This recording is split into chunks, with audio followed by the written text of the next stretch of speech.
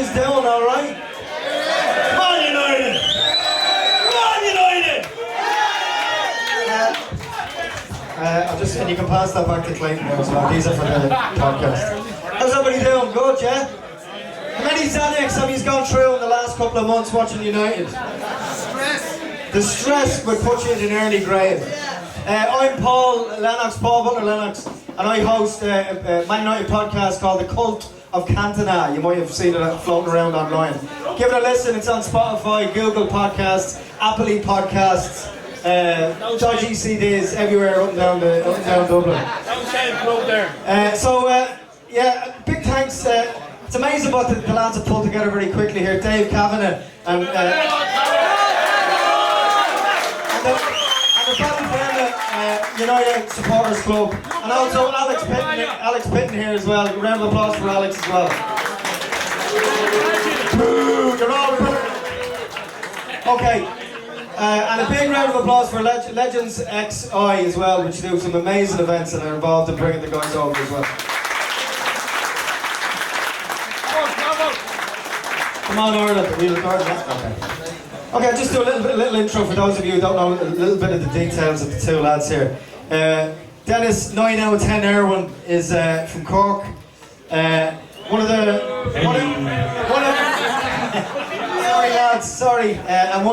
our Man United greats, modern greats.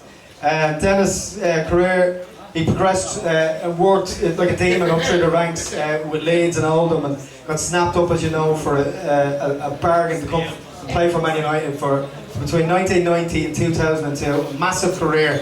That was a lot of money in those days. Excuse me, says you. Just to put this in context, I mean, Denis won 3 FA Cups, 7 Premier Leagues, the double twice.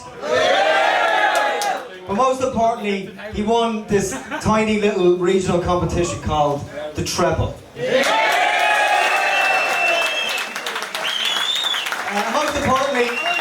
And most importantly, he's Ireland's joint most successful Irish footballer in history. A record he holds with Roy Keane for having won 19 trophies in his career. Denis Irwin, ladies and gentlemen.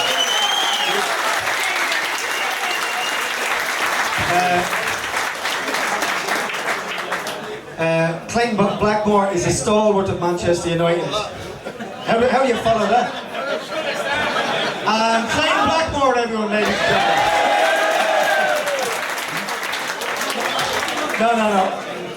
All joking aside, Clayton has played, the majority of his career for United from 1982 to 1994. He was there for the FA Cup in 1990. The 1991 Cup Winners' Cup for the older vintage as well. And most importantly, was there with Denis for the first Premier League championship that he won in 1992. And also played for his country a number of times, 39 times, between 85 and 97. So, can I get a hip hip hooray for Wales? Come on, come on, Ireland. Okay. Right, we'll start. Denis, you're often cited as like the first name on everyone's team sheet for United. Like, everybody's starting X1. Especially Ferguson, who seems to drop your name every opportunity he gets. Who was your 9 out of 10 every week for United? Myself. The only thing I'd say to that is I would say defenders are probably have to be more consistent than everybody else. I'd say forwards are, they can bang in a couple of hat-tricks in 2 or 3 games and then go 3 or 4 games without scoring.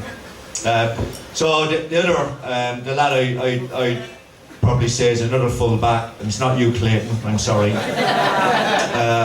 It's probably Gary Neville. I think Gary Neville was another, he wasn't 9, was he? He was 8 probably. 8.5. No, he's better than that. But I I would say Gary Neville was as solid as a rock in that full-back position. Backed up David Beckham, and they had a great partnership.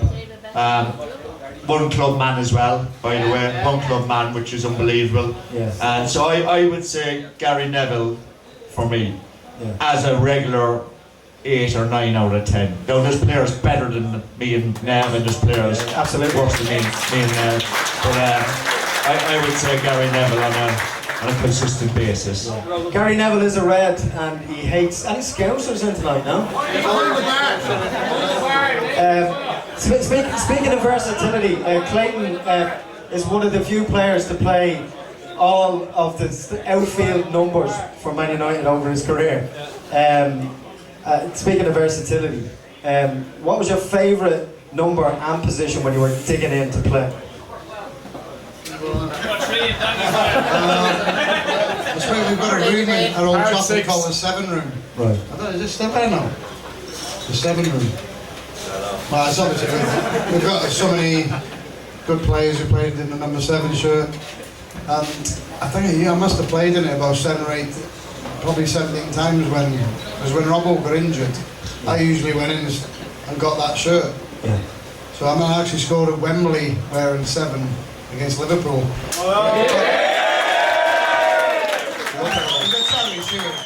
In the charity shield, but I was thinking I need to take a picture of him, but my picture's not on the wall. You know, they've got Eric's up there, Robbo. I don't think I can get up to that stand. I don't know how many people remember the Cup Winners' Cup final when Clayton cleared the ball off the line. Does anyone remember that? Incredible. Just little moments. It's right up there with Mark Robbins' moment as well. We can't. Mark Robbins? What was that one? Didn't he say Ferguson's career at some point? Oh yeah, he keeps saying that. How did they mention the Hereford game? Just want to have you quickly as well. As someone who can right up through the ranks from like 1982, like who inspired you playing for Man United at that time? During the early days of United, who set the standard before Fergie came in? I mean, I was there when Sammy was there. Right. And I was training with Sammy and all that crew, Macari, Gordon McQueen. So I've seen a lot of good players come through that club, unbelievable. From, like I say, from Sammy's age group all the way through to Keno. Yeah. And wow. So you didn't have to look very far around the room. You're just surrounded by top players all the time. And I find it sad now. I watch a lot of the kids, in the academies. I mean, I was playing at 16, 17, 18 with them players. They're all top players. They've all got so many caps for the country. And now in the academies, kids play with kids who are under 21s. And they don't learn anything. No, they don't pick it well. They don't, I suppose. Can you remember any kind of specific challenges? I'll ask both of you, maybe starting with Denis. Because there seems to be a lot of impatience with settling in periods with players now. What challenges did both of you face when you came to the club, or did you hit the ground running? Well, he did, obviously. No, my biggest challenge is when I joined Manchester United on June the 8th, 1990, and then my first day in pre-season. The biggest challenge was I got fucking put next to Clayton to sit and try to chat to him. That was the biggest challenge, because all he'd talk about was, and not in any particular order, but Wales, women and golf. So nothing has changed, to be fair. Right there. Now, my biggest challenge was understanding the manager, as everybody else's biggest challenge was, because he was very broad Scottish, and when he got angry, he was almost impossible to understand. Now, you normally, when you sign for Manchester United, you get a kind of 3-month grace period where he kind of lets you off the hook. And I remember when Andre Conchelse's come in, and Andre didn't have a word of English when he came in. And the lads used to point at the manager and go, Scottish wanker. So he again had about a 2 or 3 month period where the manager kind of put up with it. And then after 3 months, I remember Andre's first bollocking, and it was a joy to behold. Not that Andrew understood any of it, like, but it just, I think the size of the club, when you get there, I've been to Leeds, which is a pretty big club, and pretty big club, and Leeds. I know, but I think when, I mean, I grew up, and Manchester United and Liverpool were huge, but I think it's only when you get to join the club, you realise how big Manchester United is, and that is the biggest challenge for people coming across, to grasp how big the football club is and the history and tradition of Manchester United. Would you want to be, yeah, a round of applause for that.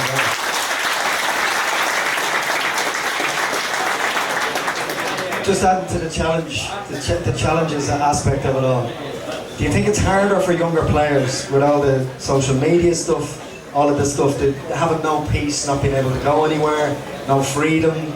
Like, I know obviously they would be paid a lot more now, but like... Yes, it's definitely harder. I mean, I still live in an area where there's a lot of players, ex-players and players, and I do occasionally frequent a pub every now and again, and I see Robbo in there, I see Kevin Moran in there, and one or two other ex-players, Giggsy and Butty. I don't see any young players these days, any present-day players, because of social media, I'd say, and that's a real shame, but that's the way the game of football has gone. I think we played in an era where we enjoyed ourselves, or we tried to enjoy ourselves, whatever way you want to look at it, and just got on with it, and that was the nature that it was back in the 80s and 90s. I think these days it's a very global game, so many podcasts, some of them shit,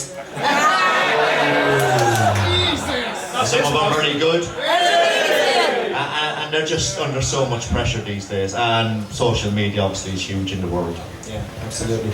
Clayton, what was the, do you think it's, have you sympathy for younger players now? The Sancho thing being a, contentious issue. No. For me, I worked at the academy for 8 to 9 years, and I just think it's a pity where we learned. The last group of players who've learned from professional players was Scholes and them. All right, okay. And I think if you look through, I watch a lot of football since the World Cup at Old Trafford, and I've saw a lot of average football being played by even Barcelona when they came over. They looked City. There was a lot of teams there, and the football wasn't great. No. And there's too much emphasis on short passing, and they're knocking out the players, the good players who dribble, the special players like Bestie and all them, by the way, Giggsy and that's, I think it's getting knocked out of them a bit. And I think in 5 to 10 years we're not going to see any real special players. You can get the odd one who's a natural player.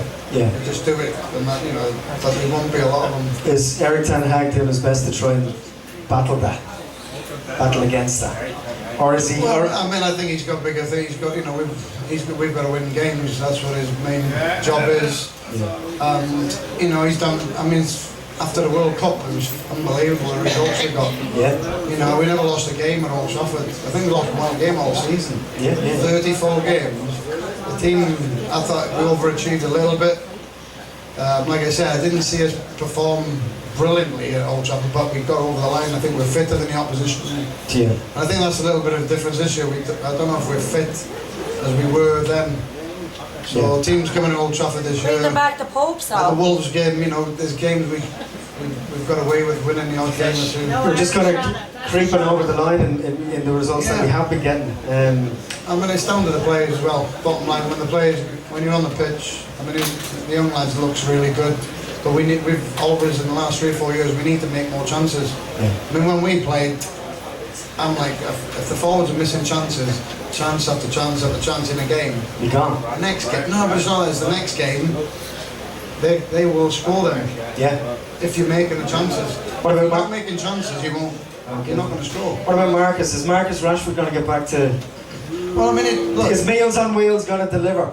He's gone like last year. He wasn't brilliant up to Christmas, but then after Christmas he was a bit prolific. Away again. He was really prolific. He was scoring. That's the best stretch he's had at the club. scoring every three chances. Yeah, and just in terms, look, another thing as well, we've had terrible luck with injuries. I think people are glazing over that, trying not to use a word that sounds like another word. You know, like if it was any other club, surely we'd get a little bit more slack, wouldn't we? Dennis, you might do, but it's Manchester United, isn't it? So everybody hates us. Yeah. The only ones who love us is us. Yeah. Who loves Man United in here?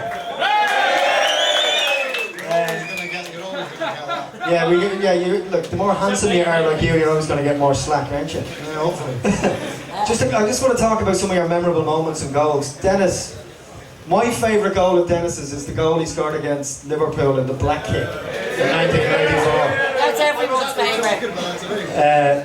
What's your individual favourite goals? Den? No, listen. Any United player that scores at Anfield is special, yeah. And actually, the team I scored my most goals against is Liverpool. But we played against Wimbledon one day in the cup. I think it was the same year actually. And we kept the ball for about a minute. Everybody remembers that? A minute or two. And then they gave it to the man who knew they would score. Okay? Now it's just different for me because I've gone around a couple of players and passed. Was it Hans Seegers? Was it Hans Seegers or Rod Steiger? Nigel Martin, was it?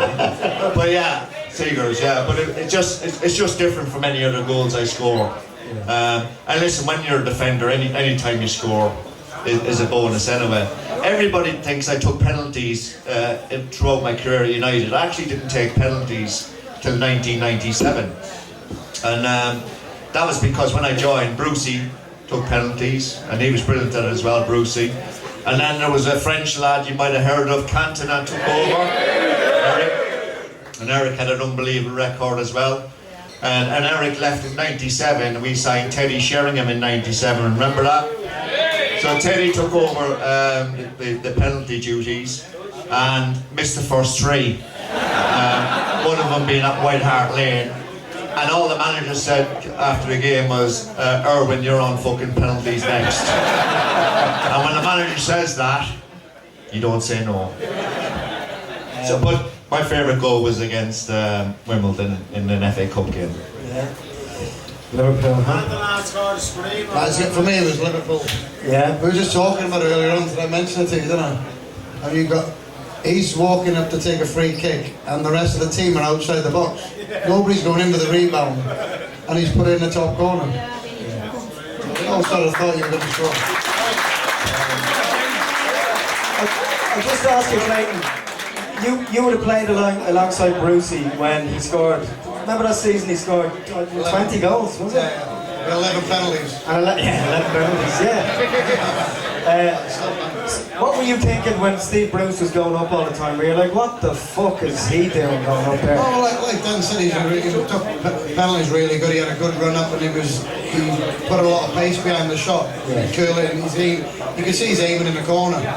So I just remember the Montpellier game because I got a free kick, I scored, and then when I got the penalty, I thought, I'll take it, and I went, oh no, Brucey. I was just getting carried away with myself, but nah, he's one of the best penalty takers I've seen. Yeah, and you know, he's an outside shot for the Ireland job as well. By the looks of it, Stevie Bruce. Cheeky punt, anyone for that? I'll jump to the stuff that people want to hear about. Dennis, obviously you roomed a lot with Roy over the years, with Ireland and maybe on trips for United. Does he criticise people in his sleep? All right. I mean, in those days it was different because we had to room to eat with each other because it was the way to like. We used to stay down after dinner and have quiz games with the staff because you know there was no. That's your job. That's your job.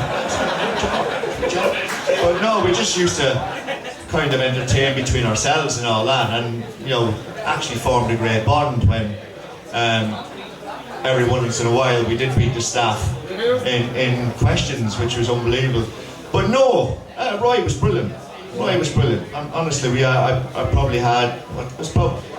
We started travelling pre-season to Far East and Southeast Asia, Malaysia, Thailand, that kind of area, Japan, and it was only then, 97, 98, that we kind of, because of the time difference and everybody was struggling to sleep, that we actually went into different kind of, into our own rooms. But we all enjoyed each other's company. Roy was from Cork, 7 years younger than me, I'd say. And yeah, he was brilliant. And liked to pint back then as well. Like to pint. Nothing wrong with that. No, absolutely. Who likes a pint in here? It wasn't in the rules. I mean.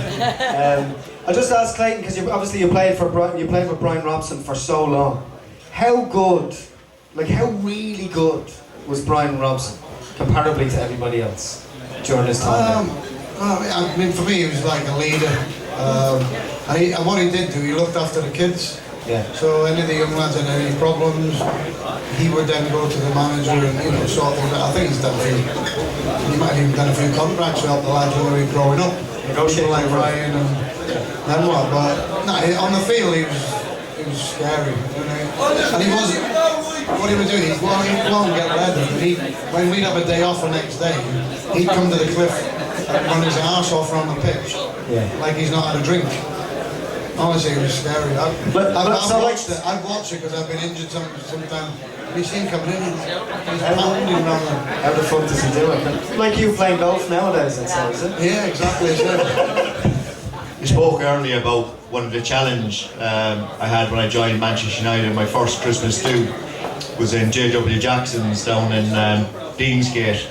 A few you men might have frequented, women might have frequented that kind of pub, that establishment in 1990, might have done. But so Christmas do, went out all day, as you did.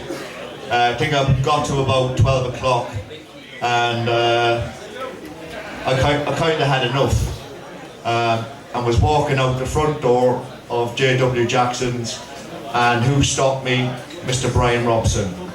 He says, "Where are you going?" I went, "Robbo, I've had enough drink, I want to go home." He went, "Get your ass back in there, son." So that was one of the challenges I had. But before I joined, he was Mr. Manchester United. Brian Robson was Mr. Manchester United. He really was. Let's go back to the 70s and 80s when we went through some difficult times. And he was like from afar, because I was at different clubs. He was a great leader, obviously a great captain. And now I had 4 great years with him, and he reminded me so much of Roy, because he started off as a box-to-box player, scores loads of goals, and ended up in a holding midfield player. Exactly what Roy mirrored Roy's career, really. Two great skippers, 2 great captains to work under. I obviously had Roy for such a long time, but I had 4 great years of Robbo, and I'm delighted that I had 4 great years of Robbo. And I do a lot of work with Robbo now, because he's an ambassador as well. And he still won't go to fucking bed. That's still the hardest part of my gig. I'm not joking either. When you look at what he's dealt with as well, obviously he's been ill over the years and then beaten that as well. Yeah, just a ferocious absolutely, man. Yeah. I might ask you, Clayton, just about loyalty. How important is loyalty? Like you had 2 great servants playing such a long time for the club, and Robbo and that as well. How important is it to be loyal to your club when shit like we've been dealing with for the last, few years, and through the difficult times, How important is it to be loyal? Well, I mean, it's down to the individuals, and when you come to United, like Dennis said, it's careers. I actually used to be. Guys. I actually used to be a Leeds fan when I was a kid. Cheer that. So obviously, when I signed 14, I was very young at the time. I didn't realise. So when you come to the club then and you get into there, you're like. I actually went on trial to Leeds as a kid, and I hated it. No, really? So, and then I went to I loved it straight away. And it's a really warm place, and everybody loves each other there. And we have to, because everybody hates us. Yeah. And I think it's down that rock because most people well, if you don't support United, they don't like us. They want us to lose. They like watching us, but they want us to lose. Sneaky fans. And you know, I think you sort of gather yourself. There's a bigger bond then, I think, especially with the players. I don't know if the fans feel it, but you know, you can tell it. I can tell it. I've seen it more since I've finished playing football. Yeah. Even just with the press, having little digs all the time. So you got London press. So they support teams in London. They're always hammering us. I mean, they've got rid of so many of our players.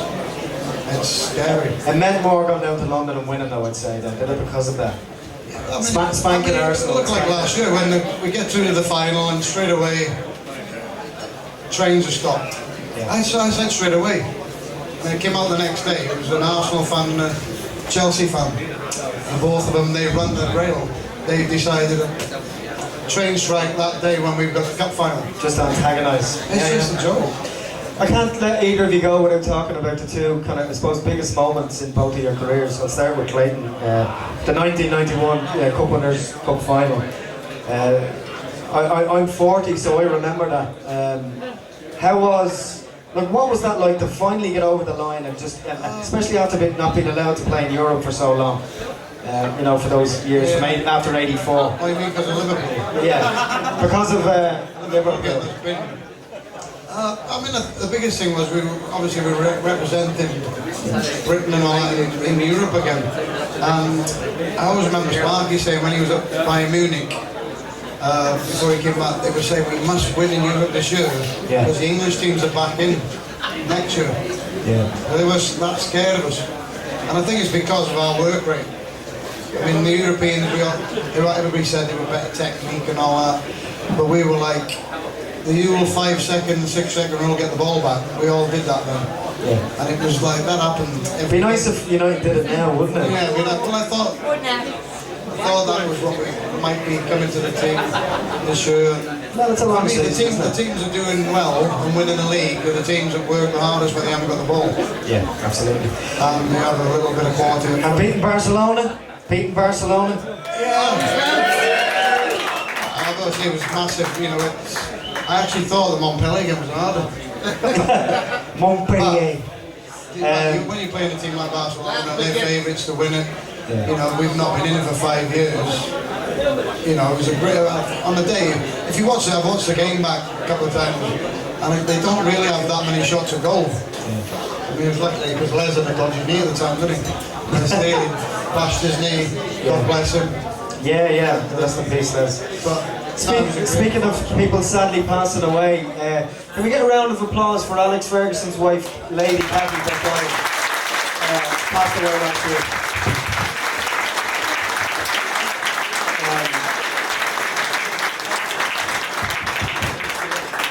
Speaking of Barcelona, it's a lovely city. It's nice, isn't it? Nice place to visit in May, isn't it, Dennis? Beautiful in May, especially on the 26th. Just going back on speaking of loyalty, I was a Wolves fan growing up. Yeah, Wolves, yeah. I think there was me and another fella from Mayo, and the fella from Mayo, if I knew the amount of luck they've had in the last 40 years, I don't think I would have supported Wolves, to be fair. Barcelona was brilliant. Yeah. Well, just very quickly, just talk us through. I mean, as a young lad playing football in Cork growing up, and GAA, you know, sporting mad. Like, what's it like? What's it like when you're on the last day of that journey? Like, what's that 24 hours like? It was just an incredible night, and we won it by sheer guts, determination. We were missing our two best players in Roy and Scholesy. The manager had to completely rejig the team, which was come as a big surprise to a lot of the players because they all thought they had a chance of playing, but Bex moved into the middle, Giggsy went across to the right, Jesper Blomqvist came in and Buddy played in the middle. You know, Maisie thought he might have played, Teddy thought he might have got in.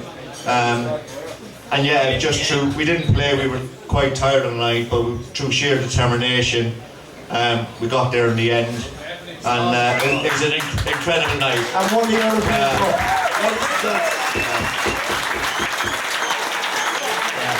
It don't come any better than that. I mean, I was privileged to win Cup-Winners' Cup and FA Cups and doubles before that. First Premier League was special at Manchester United. If anybody was there the night we played Blackburn Rovers, it was a special night, wasn't it? The crowd was, the roof was lifted, the night was unbelievable. But just in terms of what we achieved that night and the way we did it, could take some beating. Yeah.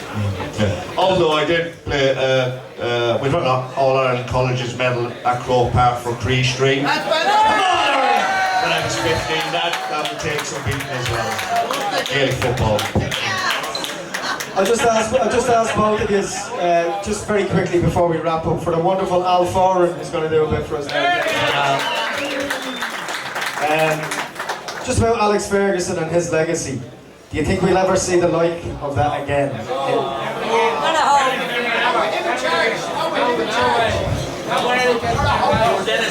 You should never say never. Incredible manager. 26 years. The amount of teams he's changed, the amount of trophies that he won, the way he managed players, moved players on. He'll accept the hardest part of the job was moving players on, particularly players who've been there a long time. And I think he created an era where nobody wanted to leave. Actually, nobody, when you think back at it, nobody left the club. Anybody of any importance didn't leave the club. And it was just a joy to play under. And he was strict. I think you have to hold your hands up. He was strict and he was fair. Was he? And there was, yeah, very fair. No, there was no grey areas with him. You knew what you could do and you knew what you couldn't do, and it was simple as that. But you never know. There might be somebody further down the line that might achieve something like him. You don't know, but I doubt it. Not me. I'm too old. No, I'm just an Narky Cork man, so another Narky Cork man. I wouldn't do that. But I'll tell you this little story. It's nothing really that important, but we used to do a mini pre-season in January. It used to be in Manchester. We used to do it down in Cadiz or Jerez, you know where that is down in Spain. Just go down there for 2 or 3 days in January and just run and kind of bond and not drink. And it was just like a 2 or 3 day training session. And yeah, tough for an Irishman that, 2 or 3 days without a drink, by the way. It made me sweat. I'm glad I left. Yeah. But anyway, we done 2 or 3 days training, and before we headed off, we're having lunch, and he put a bottle of wine on everybody's table. Now there was fucking 10 people sat in a bottle of wine, sat on a table, so you can imagine what the slither of wine you get. But I don't drink wine, so I went up to him. I was 32 at the time, not 22 or 18, 32. I asked him, can I have a little glass of beer? And he just went and said, do you think this is a fucking holiday camp? I went, oh, it's fine, Gaffer. It's okay. And you know what? Every time I go in his office now, I make sure he pours me a beer. That just shows you what he's all about. Because it don't matter whether you're 18, 22, 32, you gotta live by his rules. And if you live by his rules, you'll be fine. If you work your socks off, give everything you got for Manchester United, he'd be happy with that. Sorry, Clay. I'll take 10 minutes up there. Remember the question? For me, you're not going to get somebody like him. No, you're not. It's like Dennis said, I remember when I played in his first game, I think me and Big Paul played in midfield at Oxford. And actually had a few Republic lads playing there, weren't they? All those, he's given me the man-to-man, because he always used to go man-to-man, which I love. As a coach, I always speak to kids one-to-one, so they know I'm talking to that kid. Because I remember when I was a kid growing up, we're in the team, and the manager's talking to me, everybody's like, I'm not even listening. But so he's talking to me, and I'm like, you want to do the best, the new manager. And like then says, I'm like going, fucking hell, I can't understand a word he's saying. And I go like that, yes boss. And it was like, I was shit, I was like, fuck, what's he saying? And I thought, just gotta wing it. But he's honestly, like he says, the amount of times he's come in and get hair dryers to people, I've had it once or twice. And the worst thing with that, you're in the change room, you got your head down and he's touching your head there, and he's screaming at you. And all the lads are trying to make you laugh. And you know if you do, you're going to have a fight with him. And can you remember the Pally one? The Pally one. Pally used to get it all the time because he's lazy in training. And I think it's just the way the manager is. He just got a... It was 0-0 at half time, and he's come in, he wants to change the game, and I think he's kicked off. He just kicks off with everybody, and you're like thinking, I thought we were doing alright. And I think that day, Pally done nothing wrong. And he went, what's he fucking on about? He's had to go back at him. And it was like, oh no. We needed Pally in the team to carry on, because I don't know, he was playing up front, and he's telling him, get your kit off, he's going in the shower. And we were like, fucking hell. I'm always dead calm, and I'm like, we need Pally, we can't be doing that. And I think in the end, was it Robbo? Robbo and Chocky, they go and drag him out of the bath and all that. Oh, we need you and all that. He's 6'4", you haven't got anybody like him. For me, I thought Pally was one of the key signings for Fergie. Loads of people said his first game was dodgy. When I saw him, I was like, 6'4", he's quick. And he made a massive, I think it was more important, a few of you might not agree with me, than Eric. Honestly, I honestly think he was that important. He was that important because he was 6'4". The year before we won the league, I thought we should have won the league when Leeds won it. Yeah, we should have. We were like, I think we were 42 goals we'd scored in 21 games. And we changed it to 4-5-1. And we only scored 21 in the next 21 games. So I thought we would have more chance of winning that year than the year after. And Eric was actually with Leeds that time, who we beat 3 or 4 times. But why am I talking about Pally all the time? Just to finish that story on Pally, so Pally went up to Middlesbrough that night, had a few drinks. Sunday had a few more drinks. Came down Monday and went to see the manager. I'm obviously going to have a mad fight with the manager. Knocks on the door, walks straight in. Doesn't even to say come in, just fucking walks straight in. Pally, mad. And walks straight in, and he's just about to have a go at the manager, and the manager apologises to him. It's killed him. He's been thinking about this thing in Middlesbrough for a day and a half. He says manager's apologised to him. Like you say, I didn't ask him the thing about the manager. He knows when to back down and when to kick off. And I think doing it at the right time is important, but he was good at it. Except if you're Beckham. I wasn't there. Where's Dave there? Dave Kavanagh, where are you? Are you moving on? Are we wrapping up? Yeah, we're moving on. Ladies and gents. You could have said no, Dave. No, Dave. Ladies and gents, can I get a massive round of applause for Mr. Denis Irwin.